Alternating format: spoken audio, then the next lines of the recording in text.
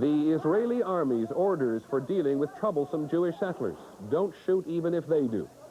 The White House delivers documents to the Whitewater Special Counsel, and some of the White House staff talks to a grand jury. Plus, medical ethics and informed consent at the University of California. From ABC, this is World News Tonight with Peter Jennings, reporting tonight from Washington. Good evening. We're going to begin tonight with double standards and why they may lead to such bitterness in the Holy Land. There was in the Middle East today compelling evidence of why Palestinians under Israeli occupation have been so angry, since 30 Palestinians were killed and more than 100 wounded as they kneeled in prayer. An Israeli commission holding hearings into how the massacre at the mosque in Hebron was possible. We're told today that while Israeli soldiers have orders to fire on demonstrating Palestinians, they are not to fire on Jewish settlers no matter what. Here's ABC's Richard Gisbert. The commander of the Israeli border police in Hebron testified today that he was under strict orders never to shoot a Jewish settler, even if that settler was shooting unarmed Palestinians. You take cover and wait for the clip to finish or the gun to jam. Then stop him some other way, not by shooting. The commission was stunned. Its sole Palestinian member was angry. You mean if a settler fires at worshippers and you see him, he asked, you are not allowed to shoot him even in the leg. The police commander responded, according to the instructions as I interpret them, I cannot. An army general disputed that interpretation. Had he been in the mosque that day, he said he would have shot the gunman. The commission then asked about recent incidents of Jewish settlers openly shooting at Palestinians. Why, the commission wanted to know, did Israeli soldiers do nothing? Those soldiers, the general said, failed to do their duty. Today's testimony was a telling reminder of the two sets of rules Israel imposes on the occupied territories, one for Jews, one for Palestinians. Last year, when an Israeli policeman was gunned down, Israel deported 400 Palestinians. Since the massacre at the mosque, only 4 Jewish extremists have been detained. In the occupied territories, Palestinians are mostly confined to their homes under curfew. Jewish settlers walk the streets armed as always. Today, one of the men wounded at the massacre said he was not surprised to hear that Israeli soldiers were not allowed to shoot Jewish settlers. When settlers kill us, the army and border police are happy. They kill us and they treat us like insects. The Israeli army's policy on the use of force was based on the assumption that Israeli civilians shoot only in self-defense. That assumption was one of many things that was shattered the day of the Hebron massacre. Richard Gisbert, ABC News, Tel Aviv. Now to the news here in Washington. For the first time in many years, officials from the White House have been obliged to appear before a grand jury. The Whitewater Special Counsel had demanded documents from the White House and testimony from 6 people to tell what they know about the Whitewater affair, the Clintons' financial dealings when they were in Arkansas. The first of those officials gave their testimony today, and here's ABC's Brett Hume. White House lawyer Joel Klein arrived at the federal courthouse this afternoon with a briefcase officials said contained about 1,000 pages of documents that had come from about 40 different White House aides. A small knot of protesters across the street called on the White House to tell all about Whitewater, but whatever telling occurred today was before the grand jury only. When lawyer Klein came out after presenting those papers, he would say only that the White House had fully obeyed the grand jury's subpoena. We've produced the White House documents to the Office of Special Counsel. All White House employees and staff complied. We claim no privileges of any sort with respect to any document. Thank you. The White House refused to say if any of those papers had come from the President or First Lady. The First Lady's press secretary, Lisa Caputo, said nothing as she left after testifying. Mrs. Clinton's chief of staff, Maggie Williams, paused after her testimony only long enough to utter some pointed words about the current climate in Washington. I'm really encouraged to be participating in something where the finding of fact is actually important as opposed to innuendo and rumor-mongering and gossip and sensationalism. White House Communications Director Mark Guerin, the only other official to be heard today, left without comment. He avoided a scene outside so tumultuous that when Special Counsel Robert Fisk was leaving, reporters and photographers literally were falling over each other trying to see and hear him. In New York today, to talk about crime, the president paused to reflect on how, quote, mean, partisan, and negative the national arena has become. There has been, to be sure, a certain frenzied quality about the reaction to this whole Whitewater affair, which may seem out of proportion when the facts are finally known. On the other hand, it's not every day that senior White House aides and hundreds of White House papers are hauled before a grand jury investigating a criminal matter. Britt Hume, ABC News, the White House. The ABC News polling unit has reported in today, and they find the first significant decline in President Clinton's approval rating in nearly a year. 52% approve of the way Mr. Clinton is doing his job. That is down from 58% 2 weeks ago. Our pollsters find a modest increase in the public's concern about the Whitewater affair, but nothing compared to the press's interest in the matter. In a moment, we'll go on to the other news. The accused American spy Aldrich Ames following the money trail. On the American agenda tonight, making educational standards mean something. And we pay another visit to a young boy we know in Bosnia, now that it is safer to go to school. This is World News Tonight with Peter Jennings. Brought to you by Lexus Luxury Automobile. In Alexandria, Virginia today, one of the highest-ranking American officials ever accused of spying for Russia was back in court. At issue was some of the money allegedly paid to Aldrich Ames and his wife Rosario by the Russians. How much was there? And should the Ames any longer have access to it? Here's ABC's Bob Zelnick. Aldrich and Rosario Ames came to court to watch opposing lawyers argue whether the court should take control of their money even before they go to trial. Throughout the session, the Ames whispered frequently to each other, occasionally passing notes to their lawyers. On the stand, FBI counterintelligence agent Leslie Weiser disclosed that as early as 1989, the CIA had put Ames on the polygraph machine and questioned him about his cash purchase of a $540,000 house and large deposits in several bank accounts. Weiser didn't disclose the results of the test, but Ames apparently convinced the agency that the money came from his wife's inheritance. Weiser did say that shortly after her arrest 2 weeks ago, Mrs. Ames acknowledged that the money had come from the Russians for espionage begun in 1985. Lawyers for the Ameses responded that the government had never seen Ames give information to the Russians or receive money from them. Nonetheless, the court placed a freeze on the Ames domestic funds and ordered them to bring home any money held abroad. Meanwhile, CIA Director Woolsey was on Capitol Hill promising a sweeping review of how the CIA supervises its agents. I will not tolerate excuses or lethargy about these matters, and I will not offer excuses to our committees or to the public. Woolsey acknowledged that a full damage assessment could only come after the Ameses' trial. Defense counsel expect a federal grand jury to indict the Ameses within the next week or two. At that point, Aldrich Ames may begin to explore how much the government thinks his cooperation is worth. Bob Zelnick, ABC News at the U.S. District Court in Alexandria, Virginia. Overseas again in South Africa today, a popular uprising has brought down a pillar which had supported South Africa's system of racial separation. The uprising took place in the so-called black homeland of Bophuthatswana. The people of Bophuthatswana have sent a clear message to their leadership.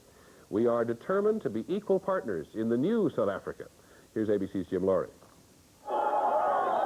We have our freedom, they shouted as the streets erupted in wild celebration. They were celebrating what they hope is the end of Bophuthatswana, one of 10 homelands created 17 years ago by the white government here to house blacks it did not want. 4 days of riots and demonstrations resulted in the collapse of the local government. Police and army units who at first tried to put down the rebellion today changed sides, some riding through the streets shouting, "Viva Comrade."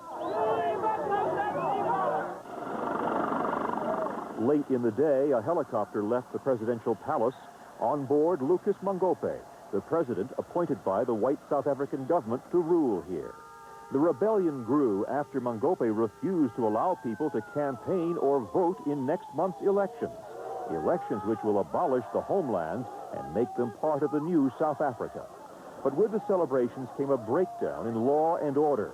Hundreds of people embarked on a binge of widespread looting.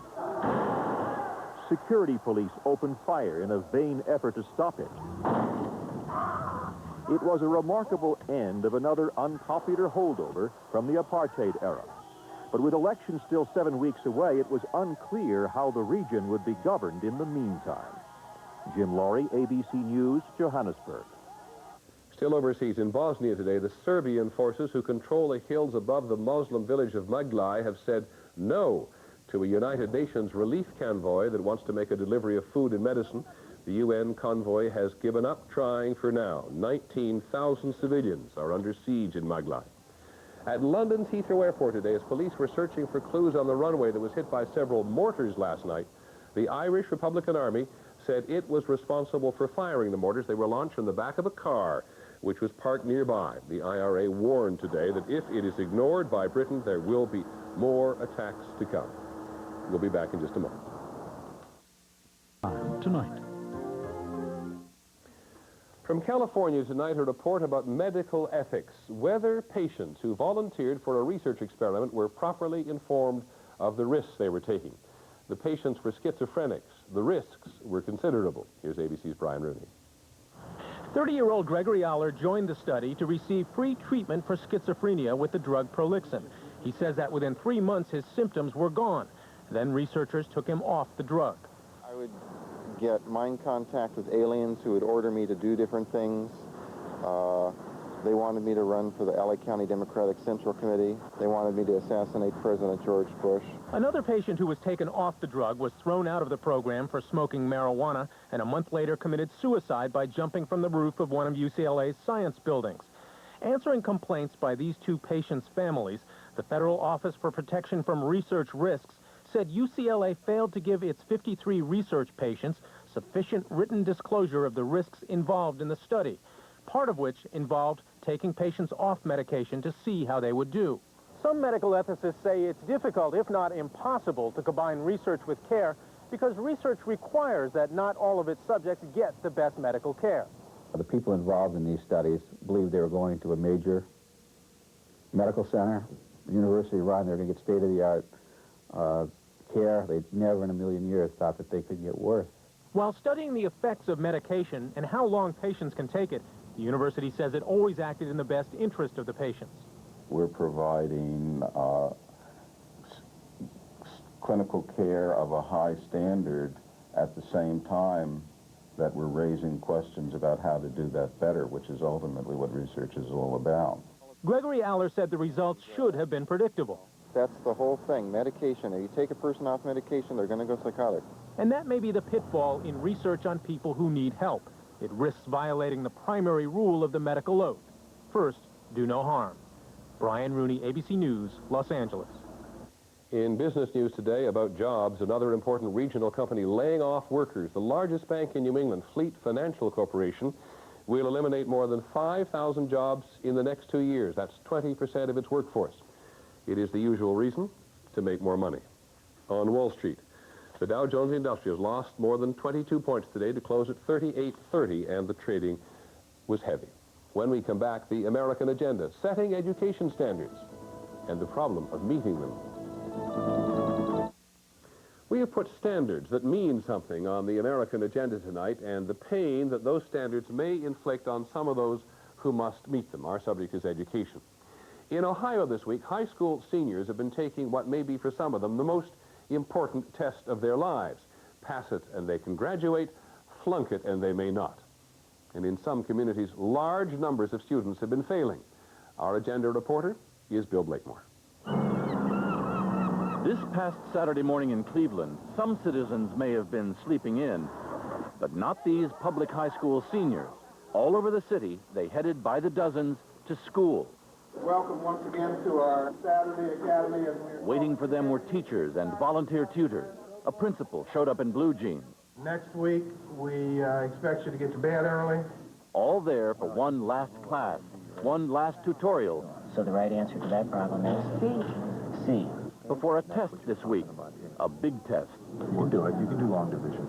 This is the first year Ohio seniors cannot graduate, no matter how good their grades have been, unless they pass every section of a statewide test in reading, writing, math, and citizenship.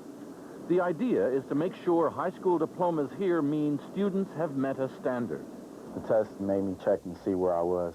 It's like a mark gives you a mark to let you know where you stand. And if you don't reach that mark, you know you have some work to do. The test, set at 9th grade level, can be taken twice a year, starting in 9th grade. Statewide, only 9% of seniors have not yet passed.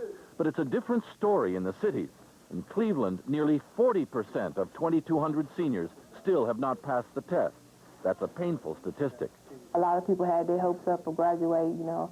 Well, I'm going to graduate and make my mother proud, you know, and go off to college, and then all of a sudden you got this brick wall right there. Boom. It's sort of putting a strain on things, and it's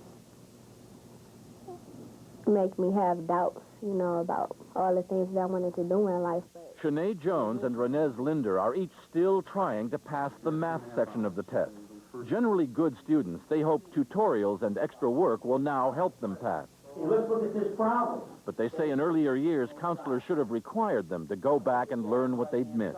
That's because we weren't learning the things that we were supposed to be learning. When you go into a school system, you find out that 40% of the kids cannot pass the test. It tells me that something is wrong.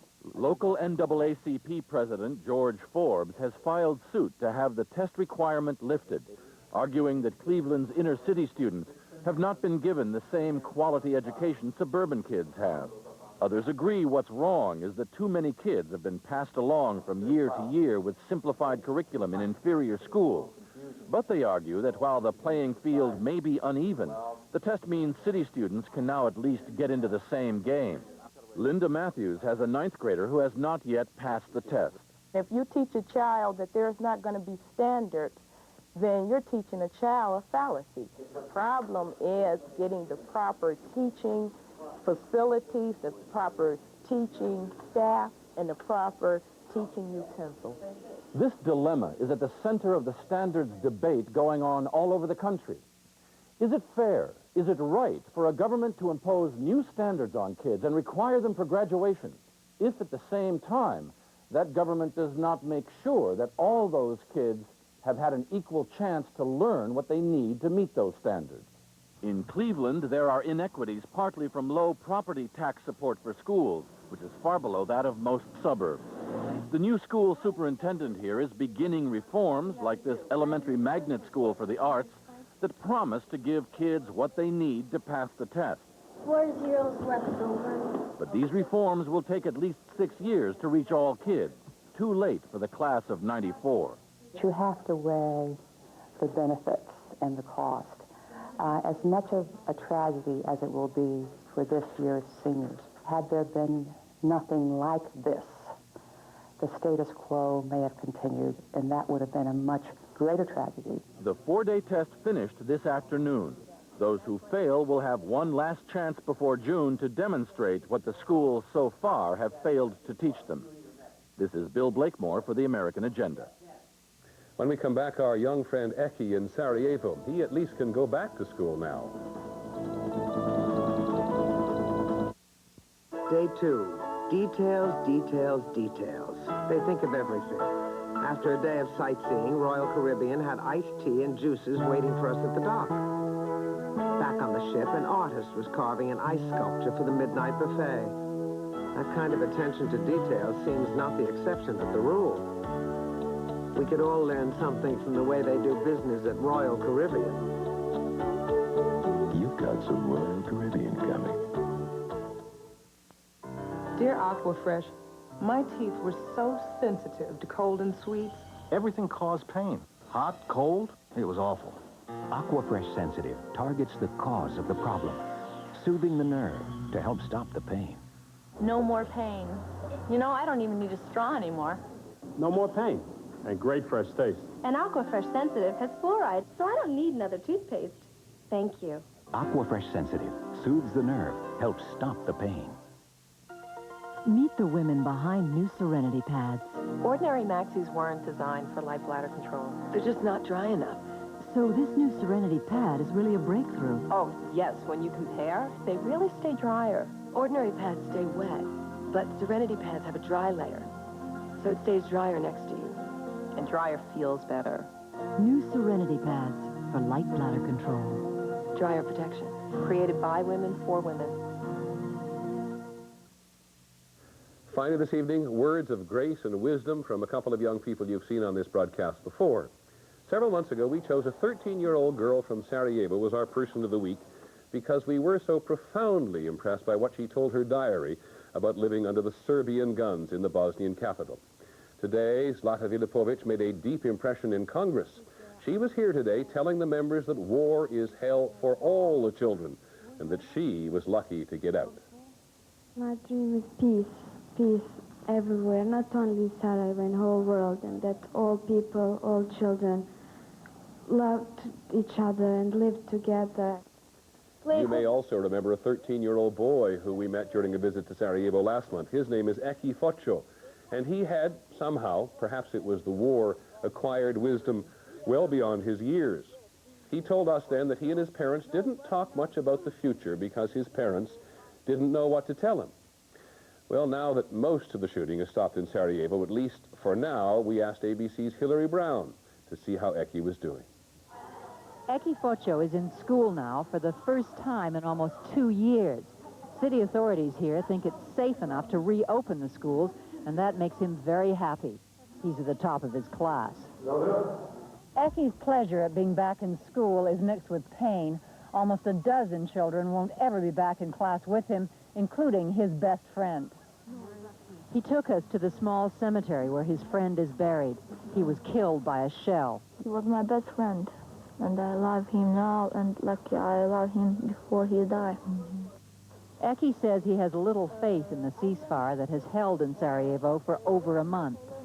I think that we really stop when sniper don't shoot, because sniper can't killing. You see, you listen that? Yes. Oh.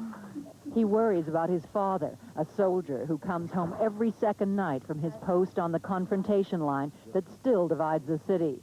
He says his dad is usually too tired to do anything but chat and drink coffee with the family. No, I don't play. I just talk with him about something, what's happened today to me and what's happened to him today.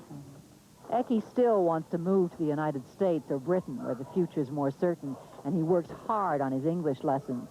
He says he feels like a prisoner here. This is a big jail in Sarajevo. Anybody can go from Sarajevo.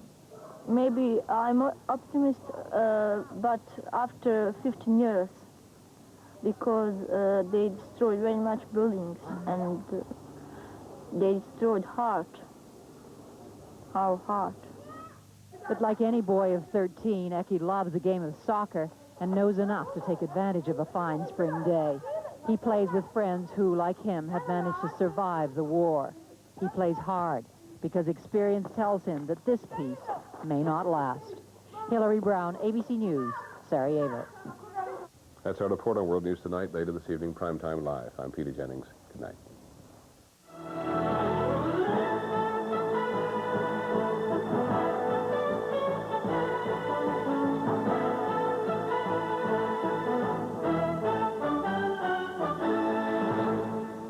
This has been a presentation of ABC News. More Americans get their news from ABC News than from any other source.